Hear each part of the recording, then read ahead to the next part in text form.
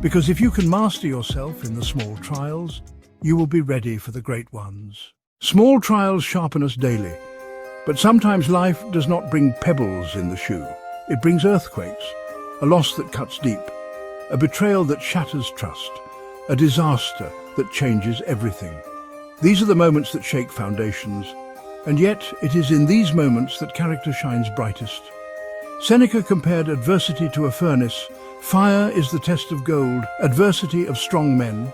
The fire does not destroy the gold, it purifies it.